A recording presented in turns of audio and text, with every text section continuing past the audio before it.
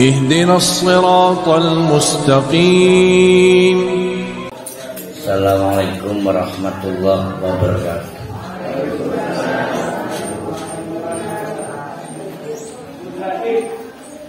Alhamdulillahi rabbil alamin. Nahmaduhu wa nasta'inuhu wa nastaghfiruh wa na'udzu billahi min shururi anfusina wa min sayyiati a'malina. May yahdihillahu fala mudilla lahu wa may yudlilhu fala hadiya lahu. Asyhadu an la ilaha illallah wa asyhadu anna Muhammadan abduhu wa rasuluh la nabiyya ba'da. Kita akan melengkapi insyaallah nama dan sifat kelompok kesempurnaan Allah dengan nama At-Thayyib. At-Thayyib itu nama dan sifat Allah. Jadi kenapa Allah itu maha sempurna? Karena Allah ingin memberi jaminan keselamatan baik di dunia maupun di akhirat. Dalam rangka mengamankan jaminan keselamatan itu, maka diturunkan dua jaminan lain dari nama dan sifat Allah, yaitu jaminan kebaikan yang pagi ini insyaallah kita kaji, besok jaminan kekuasaan. Nah, hari ini At-Thayyibu. Ayyuhan nas, hei manusia, innallaha thayyibun, bahwa sesungguhnya Allah itu zat yang maha baik,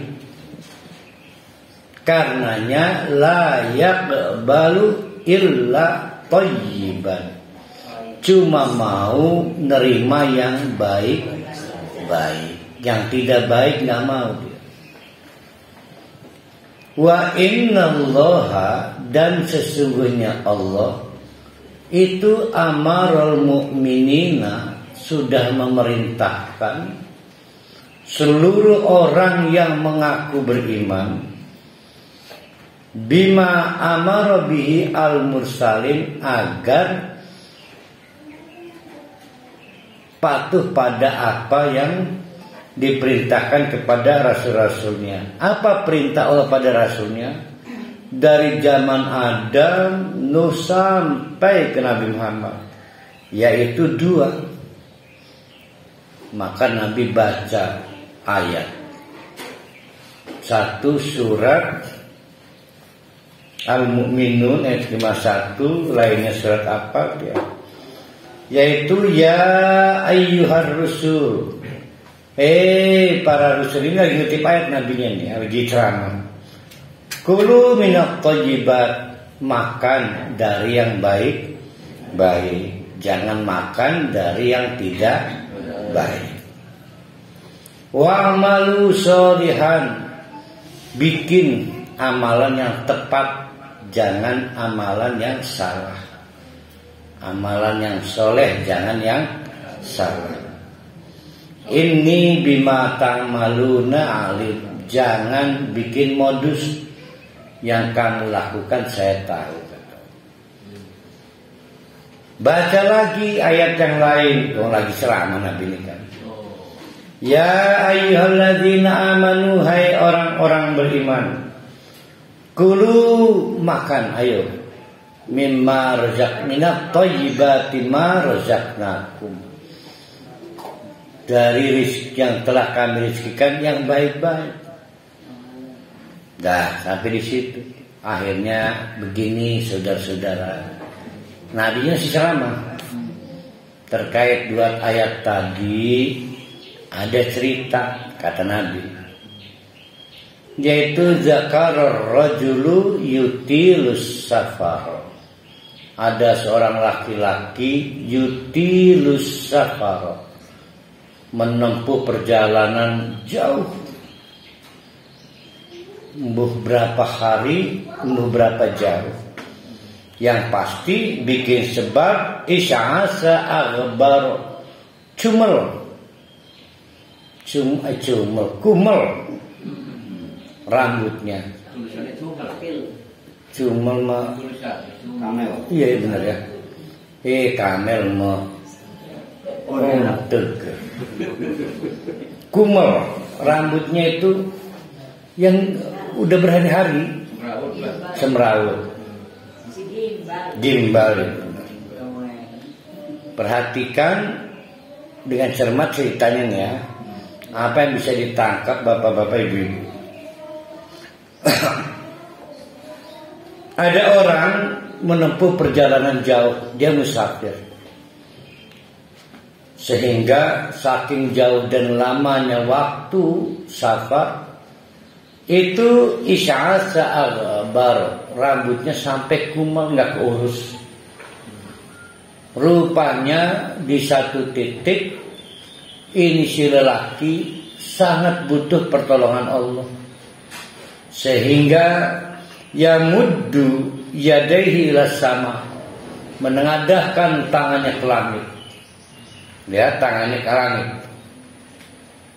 Berteriak-teriak, ya Rabbi, hei Tuhan, ya Rabbi, hei Tuhan, ya Rabbi, hei Tuhan.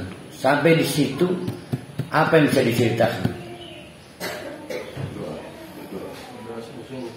Nah, ya berdoa. Bila aku lagi macet puisi.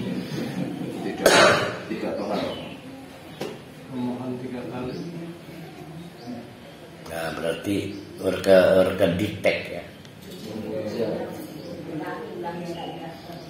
Dari cerita itu terdapat 3 jalan makbulnya doa. Ini satu, orang dalam 3 keadaan pasti dijabah doanya. 1, ditaboki, dianiaya. Bisa jadi ditaboki. Lelaki, orang teraniaya, bisa rabi, bisa laki, siapapun lah. Selama teraniaya doanya makbul. Ya.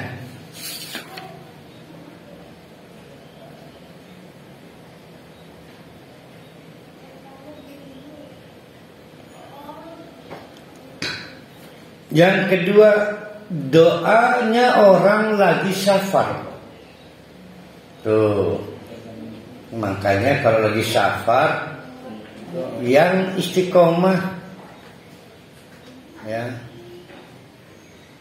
jangan lagi safar ke Madiun, waktunya habis istirahat, main gimana, mendingan buat berdoa, ngobrol sekarang jangan. Termasuk umroh itu safar, umroh.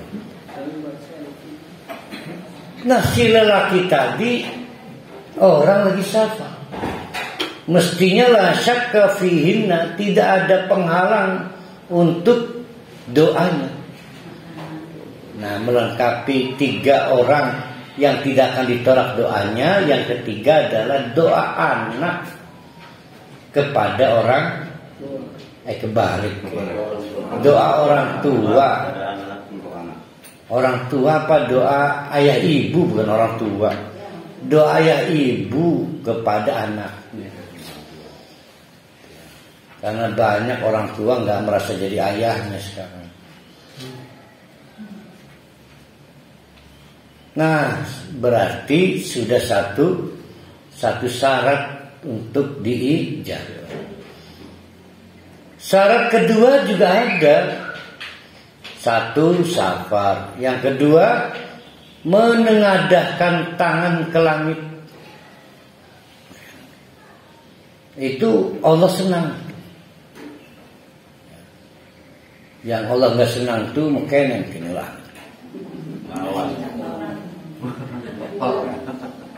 pasti Allah senang, pasti dijabah doa itu. Yang ketiga, mengulang-ulang doa. Ini ada cerita dari Ibnu Mas'ud. Kalau Ibnu Mas'udin, sahabat Ibnu Mas'ud cerita, karena Rasulullah sallallahu alaihi wasallam ikulah mendoa itu doa salasan, sekurang-kurangnya satu doa 3 kali dibuat. Jadi mengulang-ulang doa itu jalan istijabah. Jalan ijabah. Nah, si lelaki musafir tadi memiliki 3 yang tidak bisa ditolak doanya. 1, pelaku perjalanan, berarti backpacker, traveler kan. Yang kedua, menengadahkan ke langit saking butuhnya Allah. Yang ketiga, ya Rabbi, mengulang-ulang doa. Namun apa yang terjadi? Yang terjadi adalah apa yang terjadi? Dibocorkan oleh Nabi, wa mat'amahu haram, sayang konsumsi makanannya haram. Wa masyrabuhu haram, sayang konsumsi minumannya haram. Wa malbasuhu haram, dan sayang pakaian yang dikenakannya juga haram. Wa ghudiya bil harami, dan apa yang mengalir di perutnya itu semua hal-hal yang haram, sampai mungkin mendoan segala, bala-bala. Oh bukan, pokoknya tidak harus rentenir. Wong ininya orang beriman kayaknya. Iya, dia orang beriman, jadi haram itu jadi sebir. Mungkin dia korupsi hanya untuk beli bakwan, bisa kan. Maka kata Nabi, fa anna yustajabu lidzalika, perimen caranya arti ijabah. Nah, itu menegaskan innallaha thayyib, Allah itu maha baik. Thayyib itu berkaitan kualitas. Thayyib, kalau hasan berkaitan teger. Maka di fikih atau usul fikih ada istilah istihsan, gelati teger. Gelati teger. Contoh, pakai kaos oblong salat boleh nggak? Boleh. Orang teger. Lamun jadi teger sih bagus sih. Namanya istihsan. Ya, karena ada istilah istislah. Istislah itu aslihat. Istislah, istihsan. Kan di usul fikih ada istilah. Ada istihsan, ada istislah. Nah, ini yang jangan dipakai ketiga nih. Istilah jangan dipakai. Ini mah gak masuk nih. Nah, ini dari Hasan. Hasan itu artinya teger. Teger apa? Sesuatu yang sifatnya senang. Mau kualitas nggak kualitas, senang aja lah. Nah, ini contoh Hasan Saifuddin tuh. Hasan senang. Kalau istihsan cari senang, endah Allah senang. Ya, maka orang sholat nggak pantas sah pakai kaos mengurat teger. Nah, demi istihsan ngujas sih. Gitu, ya. Ini masalah sholat di rumah loh, karena lama di masjid pada ngeruani kaos, maka terdapat unsur riya di situ. Dari mana tahunya? Di rumah suka sedih. Gitu ya. Artinya terdapat unsur ria di situ. Namun niatnya cari tegar walaupun di masjid kan nggak ada ria. Nah, kita mengujinya pada saat di rumah. Mau istihsan tidak? Wewangian, ngekos kaki, nggak ada lagi katisan. Ya. Nah, kalau ini solhun, tepat.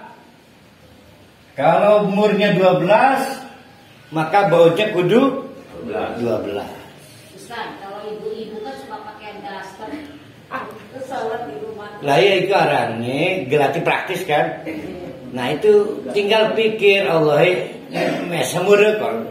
Gawe mesem Allah urekon. Nah itu istihsan. Wong dalemane sekesedhik sih. Dalemane sekesedhik. Nah, istislah, cari tepatnya, jangan bid'ah. Itu istislah. Nah, thayyib itu artinya berkualitas. Kalau hasan bagus, maka artinya baik karena berkualitas. Nah, Allah itu menjaga mutu kualitas. Maka Allah mentradisikan hanya hal-hal yang bermutu, yang dipilih Allah untuk dirinya dan untuk makhluknya. Itu harus yakin dulu kita setia. Kita pengantar yang seperti itu terbayang gara-gara orang ini tidak qualified, pakaiannya haram, makanannya haram, minumnya haram, maka dijustifikasi oleh Allah tidak qualified, maka doanya tertolak. Karena Allah standarnya thayyibun. Nah, nanti kita akan turun ke sana. Namun yang unik, kendati pun pengertiannya adalah soal semacam sertifikasi ya, soal standar, tapi para ulama menerjemahkan thayyibun sama dengan kudusun, sama dengan subuhun. Nah, sehingga kita membentuk dua pengertian sekarang. Pertama adalah sumber keselamatan itu dari Allah, dari nama As-Salam. Dari nama Thayyibun kita dapat satu lagi sumber kebaikan itu dari Allah. Nah, besok pagi melengkapi dengan Malikun, sumber kekuasaan. Kalau dua sumber ini kita pegang, pasti selamat kita hidup. Itu sumber kebaikan dan sumber kekuasaan. Nah, rupanya para ulama menerjemahkan thayyibun ay kudusun, sama maha suci. Jadi kalau kita buat ini kerangka berpikir, Allah adalah zat yang terhindar, yang maha suci, terhindar dari hal-hal yang tidak baik. Itu pengertiannya ya. Jadi kita kan akhirnya yang ini ya. Sehingga ini artinya thayyibun al-munazzahu minan naqis,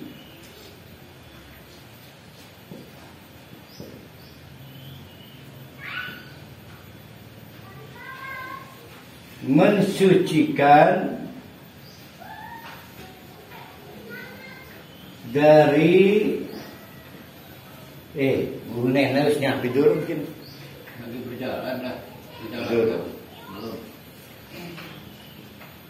dari faktor-faktor yang mengurangi kesucian Allah.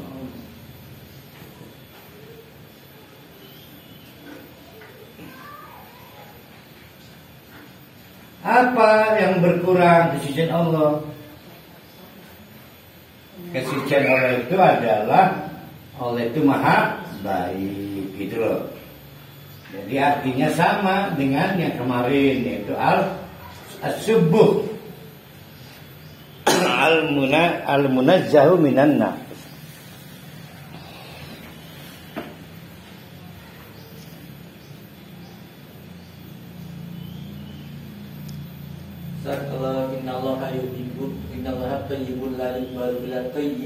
Nah itu tadi patatannya belum nyatu dan telat ya. Itu kan hadisnya panjang.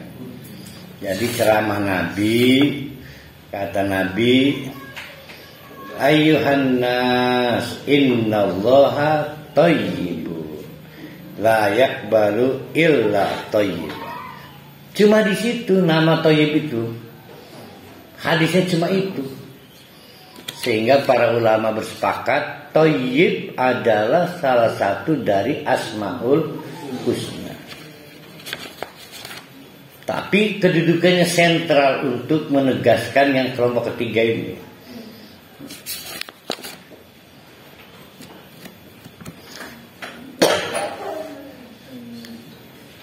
Mari kita yakini dulu Allah itu maha baik.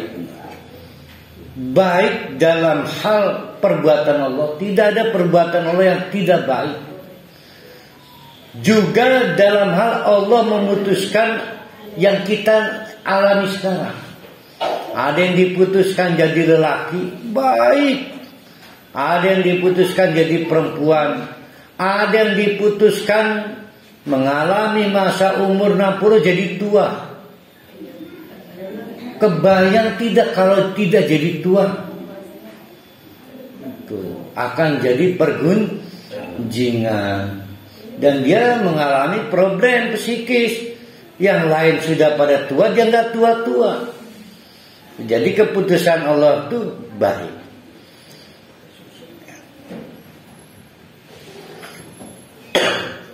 Bahkan keputusan Allah dalam bentuk apapun, terutama yang kita maaf tidak senang, itu pada dasarnya baik karena wa ma lidzalimi wa ma'allahu bidzalimina lil ibad. Allah itu tidak mungkin mendolimi hambanya. Tapi Ustaz, kenapa saya dibuat sakit? Karena kita belum paham. Allah memutuskan sakit bukan sedang menganiaya. Setidaknya ada 3 skenario Allah itu menginginkan para ahli mati masuk surga. Ada 3 skenario-nya. Nah, saya pengen salah satunya. 1, digerakkan hati para ahli untuk tobat nasuha. Jangan dipikir bertobat itu bisa dirancang. Kalau bukan Allah yang menggerakkan, setengah mati juga nggak akan bertobat. Banyak yang sudah mentua, sibuk main game, sibuk ngobrol, sibuk didis, sibuk ngelatih tume, seritan, nonton sinetron, besar kalingan umur be. Bahkan ada yang oleh Allah dihukum gak ketemu jalan taubat karena disibukkan demenin putu. Jangan dikira sampai lupa bertobat loh.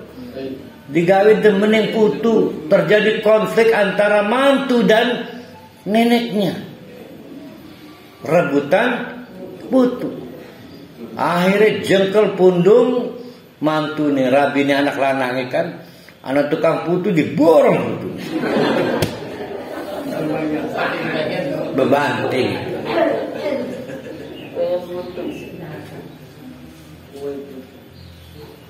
Tapi kalau kita terpilih untuk dihantarkan mati dengan husnul khotimah, tidak perlu masuk neraka per hari, maka pasti per hari dibikin sibuk sebelum meninggalnya tobat nasuha. Atau skenario kedua, dipanjangkan umur, diberi motivasi, digerakkan oleh Allah, sibuk beramal soleh, namanya amalul mahiyah. amal penghapus atau amal pembusak dosa. Pembusak. Ya eres. Delete. Tidak semua amal ngebusak. Tapi Allah paling baik. Dibikin cerdas para ahli. Amalan-amalan pembusak. Hebat. Pakai uang lagi. Tiba-tiba para ahli dibikin banyak uang untuk amalan-amalan itu. Nah itu kalau udah begitu sulit dilawan.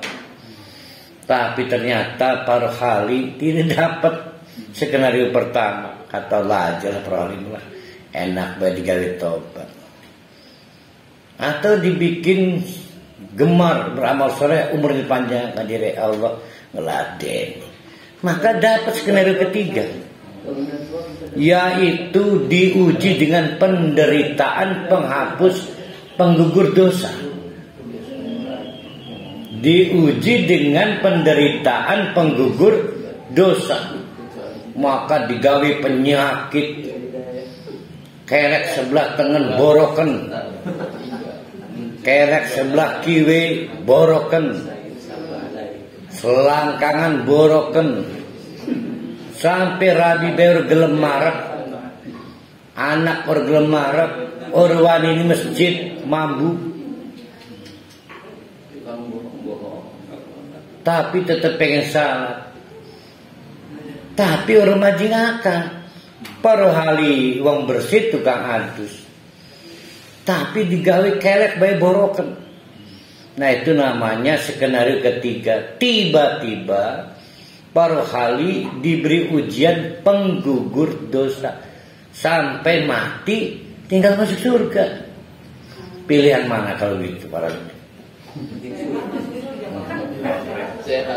Kan satu tobat kasuhan, dua dibikin bergairah, umurnya dipanjangkan agar tercipta amal mahiyah, amal penggugur dosa.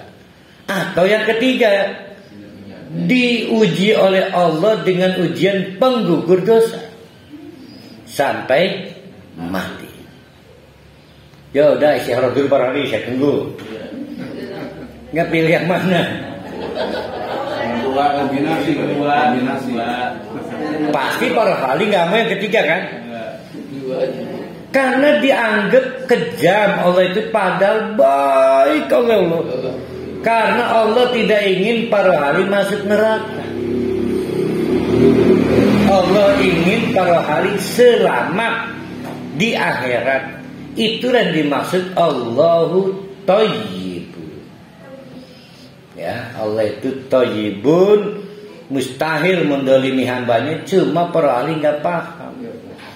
Andai kata para ahli paham, kelek itu boroken di belakangnya pakai surga, pasti Allah tambahi dengkul kita sekalian boroken.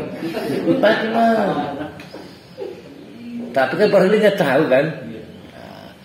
Makanya kenapa nggak tahu? Karena belum kenalan siapa Allah. Saat kita tanya, haji duitnya untuk korupsi. Tidak tahu gitu. Terus amalia duit korupsi. Beberapa maling ya? Bertambah. Kan kita ini ya mungkin kalau pegawai negeri mah ada yang sumbat-sumbat itu saja. Sekarang saya lebih mencurigai TPPU klaster tertentu itu umroh. Jadi mencuci uang hasil kejahatan korupsi pegawai negeri itu dengan membangun satu sugesti, umrohlah menawi selamat. Ya hartanya ini jadi bersih. Berarti kan pencucian uang juga. Haji juga. Jadi mereka itu lagi ikhtiar umrah itu memenawi Allah memaafkan dosa-dosanya dan hartanya bersih pada hasil korupsi. Mancing akal kan?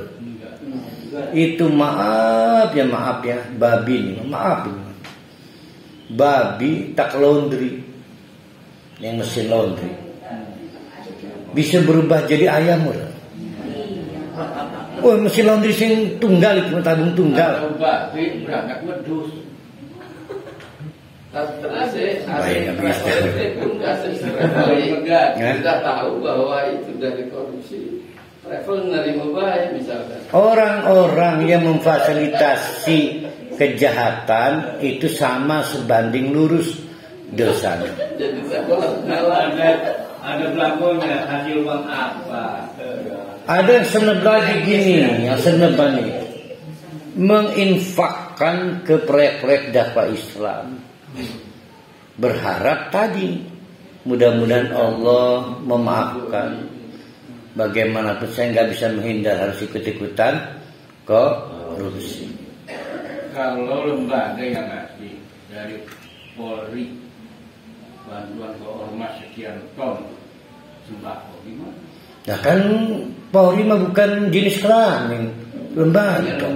Nggak ada dosanya di jenis lembaga. Badan hukum kok. Badan yang dihukum itu jenis kelamin. Kan ada ahli neraka lana, Polri mah nggak ahli neraka, badan hukum ya. Pimpinannya oknumnya itu. Jangan dilihat oknumnya, lihat badannya, lumayan berat tentunya. Nah, kita akan mempelajari dampak-dampak thayyibun dalam hidup kita. Thayyibunnya Allah. Kalau kita memahami, sukses memahami Allah itu thayyibun, maka menurut para ulama kita dapat 4 hal. Belum lanjut, thayyibun ini masuk sifat ya? Nama, disepakati nama. Ya nama dan sifat itu mah cara kita ininya, cara mentakdisnya. Jangan punya pikiran tadi itu para ahli masuk seleksi calon ahli surga melalui jalur penyiksaan. Tadi itu kan tadi ada 3 jalur seleksi calon ahli surga. 1 diberi kesempatan taubat nasuhan, enggak lolos para ahli pada saat open biddingnya. Masih ada kesempatan kedua, apa itu? Panjang umur dengan amal mahiyah. Nggak lulus lagi para ahlinya. Alhamdulillah pucuk dicinta, ulang pun tiba, lulus paket penyiksaan. Bang gugur dosa. Para ahli ikhlas tidak. Kalau ikhlas berarti kenal Allah itu selalu yang terbaik yang dibikin. Tuh ya. Nah ini mau kita terangkan. Yang pertama, tumbuhnya kecintaan pada Allah. Yakin aja. Karena cinta pada yang baik itu fitrah kita. Maka saya muntang-manting nyari istri, nyari yang terbaik senajan ulhikun, tapi visinya mencari yang terbaik. Ya, jadi sudah fitrah kita. Maksudnya ulhikun kenapa? Ya oleh Rabi maksudnya. Ingin diperjelas Pak, ya Pak. Maksudnya kurang anu Pak apa? Siki mengaku saingan wis pengen laki. Nah jadi fitrah kita itu senang yang baik. Yang jadi masalah kita tidak mengenal bahwa yang dibikinkan Allah, dipilihkan Allah untuk kita itu baik, yang terbaik. Kan itu kan masalah.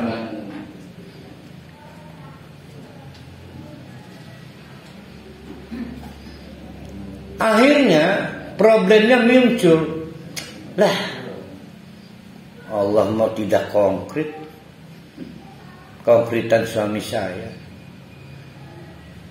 Maka abang ada uang, abang sayang, tidak ada uang, abang ditendang.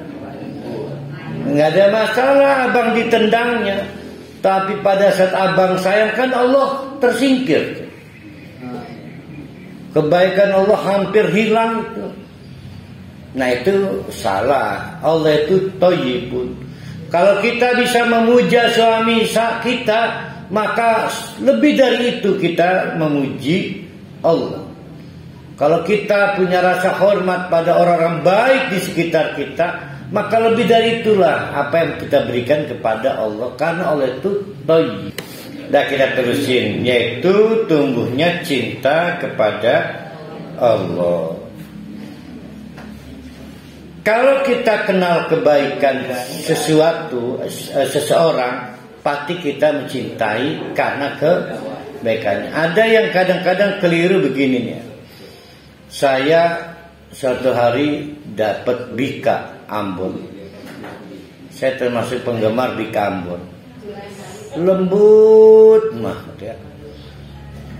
Yang di alam-alam bajehab. Mestinya yang saya alam siapa yang bikin?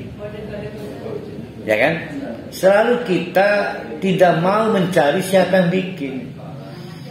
Tuh, siapa sing gawe bikin ya? Sing ngirim BH. Tuh. Bayangkan tuh. Sama dengan menikmati pelangi. Siapa penciptanya coba? Agung namanya. Namanya Agung penciptanya.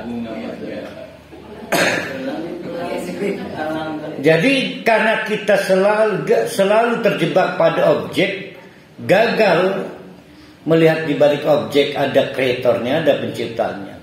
Maka sering kita lupa Allah itu thayyib. Itu di situ kegagalan kita. Yang kedua, tadi kita mulai dengan hadis. Ini hati-hati, nggak sembarangan. Berarti konsep dasarnya yang kedua adalah taqarrub kepada Allah hanya bisa dengan cara yang baik. Taqarrub itu PDKT. Salat itu taqarrub. Zakat taqarrub. Infak taqarrub. Umrah haji doa juga taqarrub. Taqarrub kepada Allah hanya dengan cara yang baik. Cara yang tidak baik tertolak. Lah tadi tuh makanannya haram, minumannya haram, dan apa yang beredar di dalam perutnya haram. Allah itu maha baik, layak balu illa thayyiban, sukanya cuma yang baik-baik. Ustaz, dari hasil korupsi itu Ustaz, pada ketika itu atau memang terus karena uang itu kan kita makan ya? Nah itu yang menarik, kalau di hadisnya kan pakai kalimat ini Pak Tata, wa hudiya bil haram, apa yang beredar di aliran darah. Iya. Itu selamanya nggak bisa. Lah iya ge, kan darah kita nggak pernah berganti. Walaupun ditambah PMI kan tetap itu juga modal pokoknya kan. Cuci darah. Iya benar ya benar. Cuci darah itu berapa persen hilangnya?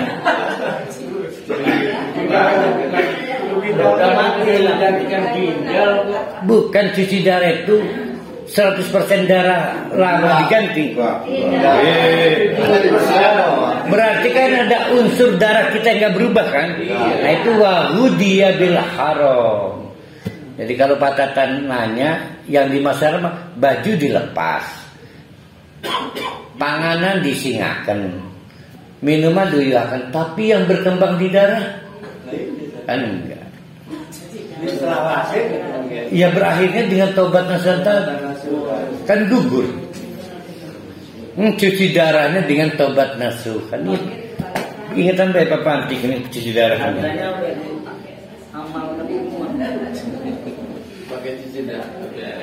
Bahkan dalam kasus infak ini lebih ngeri.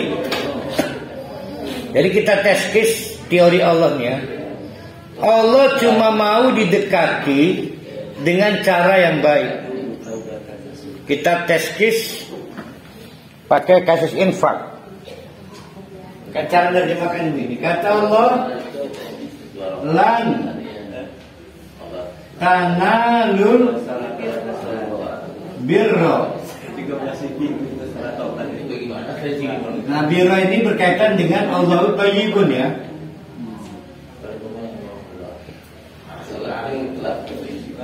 Hatta tunfiku mimma tuhibbun.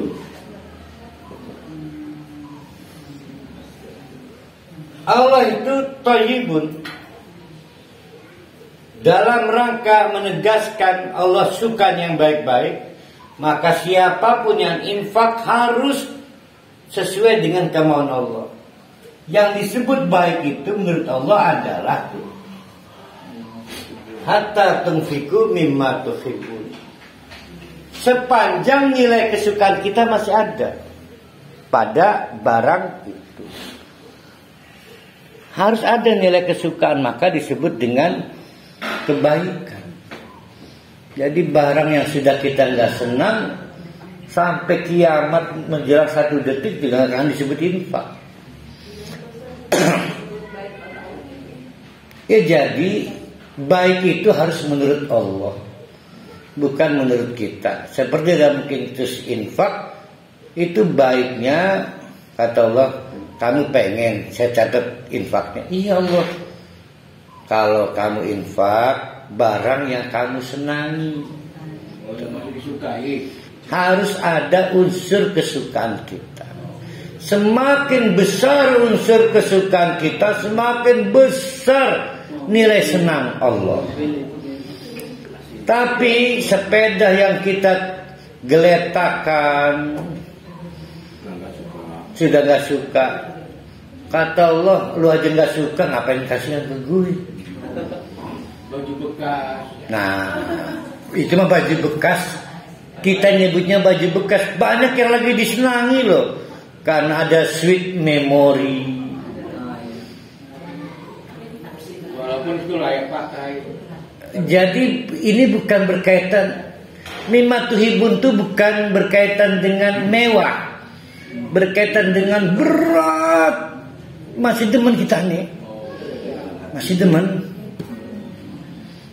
Jangan membuat Allah tidak senang. Baru PHS lagi temen-temennya. Ini ada cerita bagus di waktu. Jadi gini, sahabat itu punya kebiasaan ngasih hadiah ke Nabi. Jadi rupanya Nabi si waktu tidak punya sahabat. Nabi ya. Nabi. Ya Rasulullah. Waktu itu belum ada nomor L, M, R, XL, S segala macam nomor kelambi.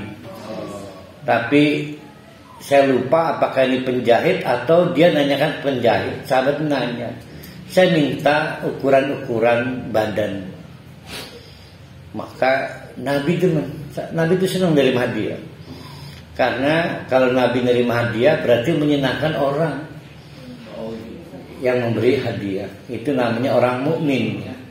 Orang mukmin itu disenangi Allah karena tukang bagi-bagi hadiah sesama mukmin. Ya. Nah akhirnya datanglah baju yang demen Nabi karena baju yang sesuai dengan ukuran badan. Jadi bukan baju hasil pabrikan ini mah. Dasar uang urut duit dur ya. Ada seorang sahabat bagus amat kami gue ke tinggal sahabat. Pengen kita dicopot dinyakakan. Nabi sendiri keberak-berak karena dia jarang dapat baju yang sesuai dengan ukuran badan. Ya kan sama kita kalau beli toko dengan ngejahit. Saya ini nggak punya kebiasaan beli ngejahit di Lewilian. Semua ngejahit di Lewilian. Murah.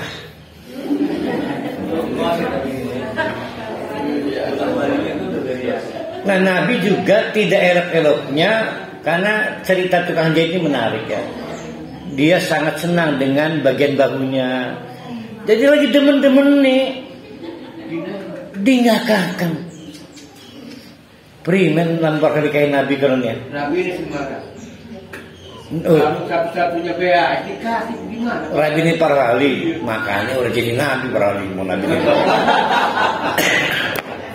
Nah itu ada cerita mirip doang.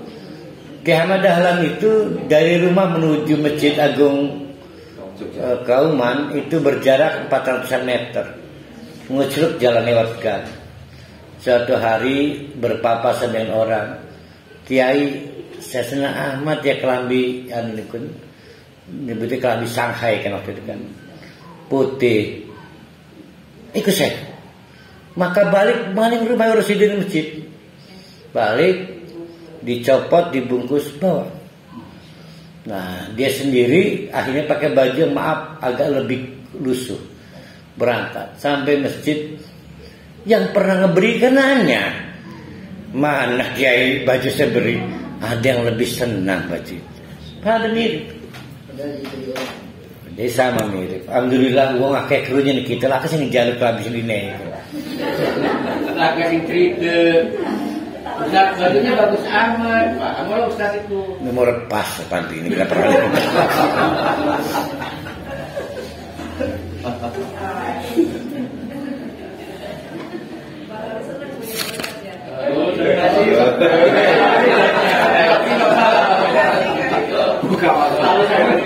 Nah, yang ketiga, karena ini yang ketiga ini akan banyak sekali nih. Yang ketiga, jadi yang pertama apa? Mencintai Allah yang memberi yang terbaik untuk kita. Merasa nggak diberi istri yang terbaik para li? Diberi rumah yang terbaik, diberi kesempatan umur yang terbaik.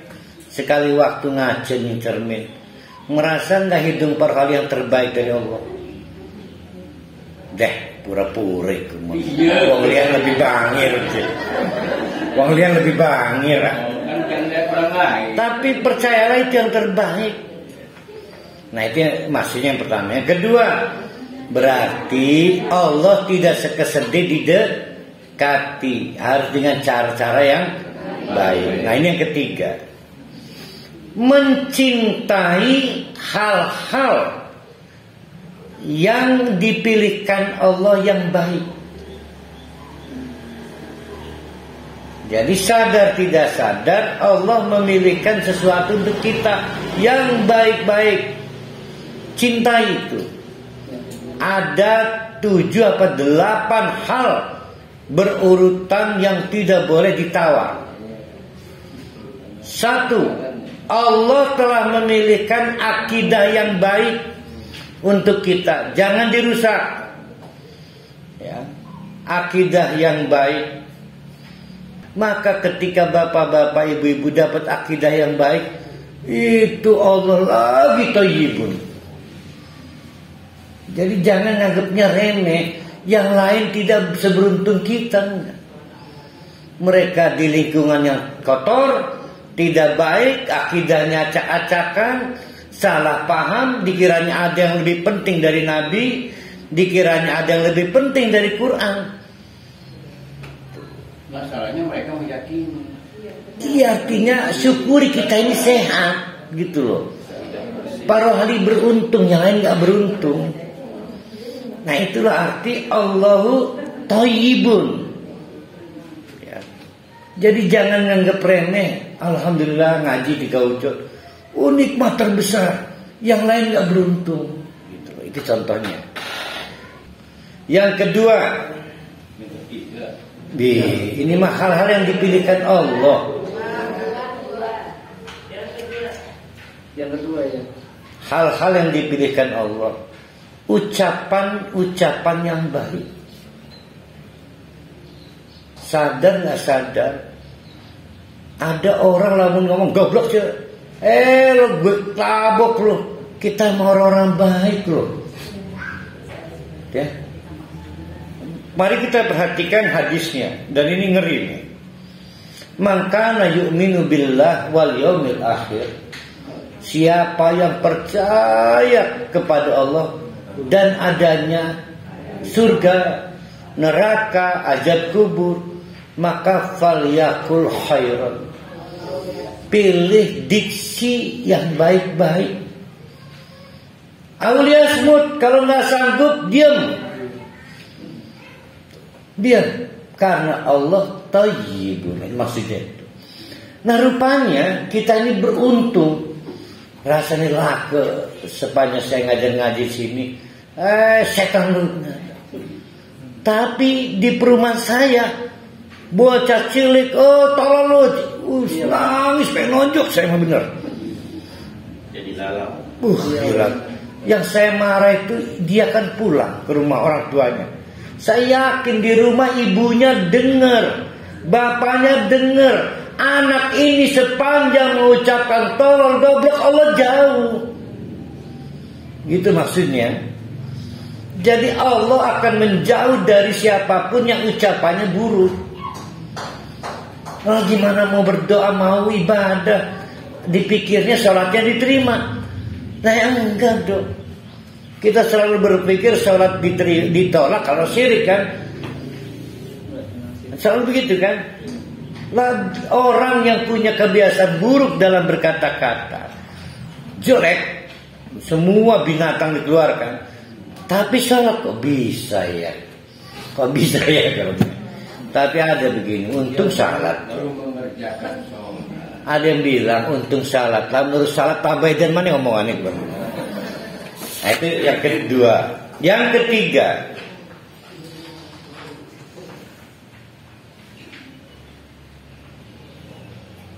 memilih amal yang terbaik. Amal yang terbaik bukan terbanyak.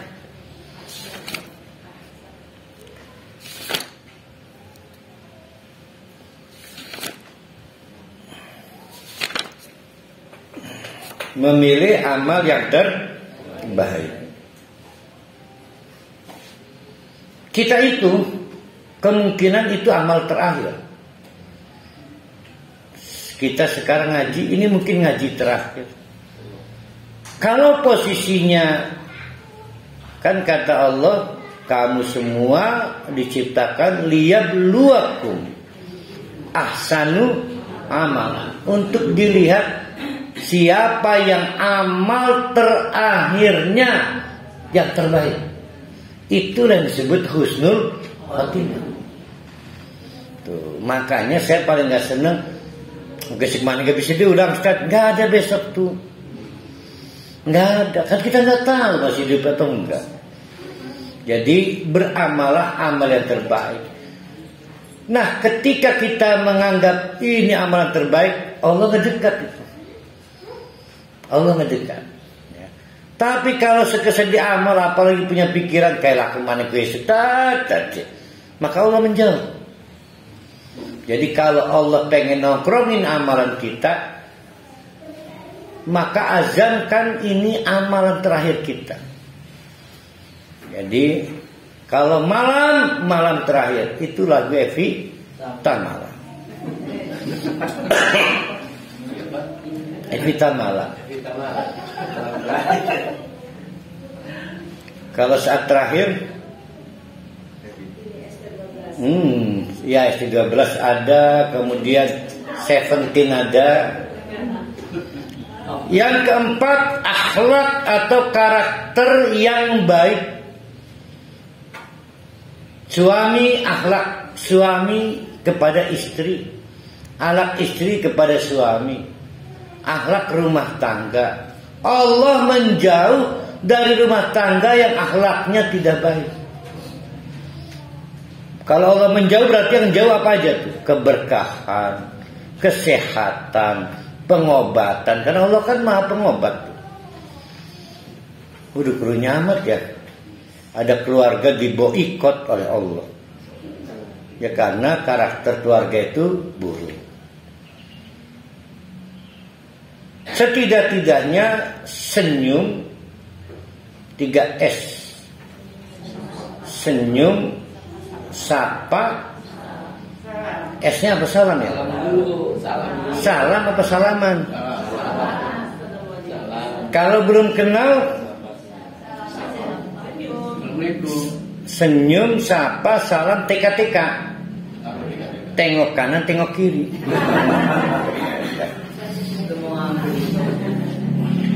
Ditanya oleh orang sahabat, Nabi enda di alam Allah primen, jangan diboikot. Saya pengen punya akhlak yang Allah senang. Allah itu senang apa tuh? Ayul muslimi, bahwa orang muslim yang terbaik itu adalah orang yang tutaimu akhi, yang suka memberi hadiah makanan kepada saudaranya. Nah, itulah tradisi para sahabat. Jadi sebenarnya orang Serang mirip loh, udah apa kolak segala itu. Kan orang Serang nggak kenal Ramadan berbagi itu tiap dina kan.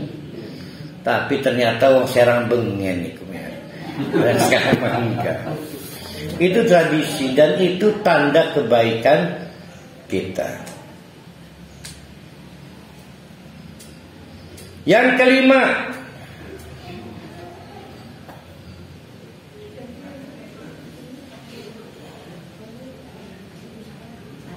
pasangan terbaik,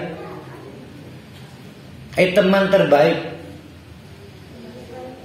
Jadi ada paribahasa yang saya keberatan itu, nyari teman jangan pilih-pilih, salah. Harus milih teman. Kalau pengen Allah menemani pertemanan kita. Waduh, hampa bener kita berteman, Allah gak mau temenan. Itu loh. Diboikot pertemanan kita, hampa bener. Karena pertemanan kita dengan teman yang tidak baik. Jadi carilah teman yang membawa kita cinta pada Allah. Jadi berarti teori jangan pilih-pilih itu salah. Justru harus pilih-pilih teman. Yang terakhir, istri.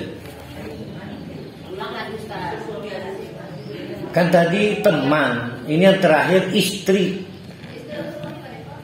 Kan Allah memilihkan istri yang terbaik buat kita. Istri atau suami ya? Karena yang ngomong saya lelaki. Kalau Bu Neng yang di sini baru ngomongnya suami.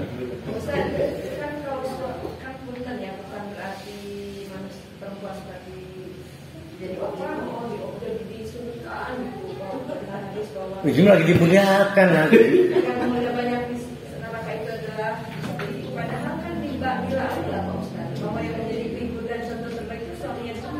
Nah ini makanya nih, untuk bisa disenangi Allah, pilih, jangan milih istri sekesedih.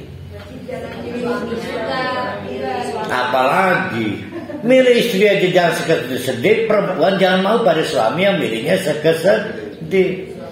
Mari kita baca hadisnya. Saya ingin membantu memahami matematikanya. Tungkahul mar'ah, perempuan itu boleh dinikahi dari 4 kemungkinan skenario. Pertama, 5 liha, karena tajir. Udah tajir melintir. Yang kedua, wali hasabiha, karena kehormatan dan kedudukan sosialnya. Yang ketiga, wajamaliha, karena parasnya. Nah, yang keempat, walidiniha. Kata Nabi, fadfar. Sudah, coba cukup dengan yang satu itu, yaitu dengan agama. Cukup dengan satu itu. Fadfar itu sisakan yang satu itu. Berarti agama nilainya berapa? 1. Cukup sisakan 1. Fadfar itu biarkan dia ada. Berarti yang lain ada nilai. Berarti yang lain gak ada nilainya dong. Fadfar, biarkan dia ada, yang lain gak ada. Nabi gak menghitung angka jamal. Jamal tadi itu apa? Paras. Paras kaget ya. Maras, jadi maras bahaya. Paras itu nilainya 0. Apa lagi tadi? Harta. Kedudukan 0. Harta 0. Itu matematika dari Nabi-nya begitu. Jarang.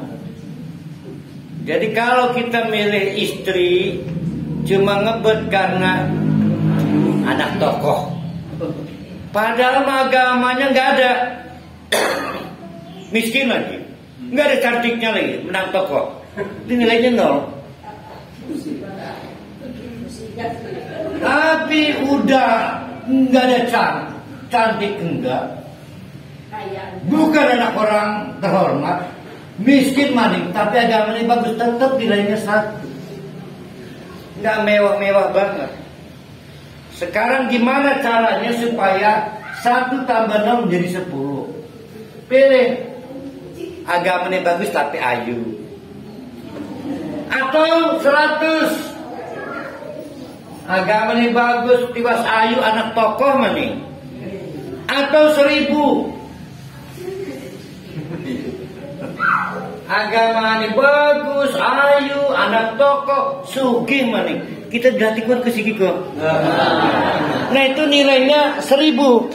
Itu dilatihkan sehingga dia apa kata? Ih kayak itu doang Islam boleh nambah ya. Doang Islam Boleh nambah. ya. Nah sekarang kita periksa istri kita sudah yang terbaik dari Allah belum? Belum. Kalau belum ada waktu, bukan nambah, perbaiki supaya hubungan kita dengan istri tidak diboikot oleh Allah. Nanti bikin anak diboikot, istri masak diboikot. Oh jangan sampai jadi boikot oleh Allah. Nah bagian yang terakhir dari hikmah kita mengenal Allah itu thayyibun, yang keempat adalah mensyukuri bahwa Allah telah memberikan yang terbaik untuk kita. Ya, apa yang terbaik untuk kita? Paras, istri, suami, rumah, mobil, semua salah. Yang terbaik yang sudah diberikan Allah untuk kita itu yang pertama adalah kitab terbaik dibanding sebelumnya, Zabur, Taurat, dan susu, namanya Al-Quran. Yang kedua, Rasul terbaik dari yang sebelumnya. Kita paling beruntung, Rasulnya namanya Nabi Muhammad. Nah yang paling beruntung lagi, kita lahir Islam. Kita ini untung lahir Islam, karena untuk masuk Islam sulit setengah mati. Nah kita dikasihani Allah lahir dari lingkungan dan keluarga yang Islam. Nah itulah yang harus kita syukuri. Itu menunjukkan kita itu pernah dapat Allah thayyibun. Apakah berlanjut? Belum tentu. Sepanjang sangkan paran kita, Allah menegaskan Allah itu sesuai dengan prasangka kita. Kalau kita prasangkanya Allah tidak baik, Allah membuktikan ketidakbaikannya. Seperti yang mendoa itu akhirnya fa'anna yustajabu, nggak mungkin dijabah. Tidak dijabah itu begini loh, salat percuma, zakat percuma, doa percuma. Pokoknya Allah menunjukkan tidak baik-baik saja. Kalau bahasa saya diboikot.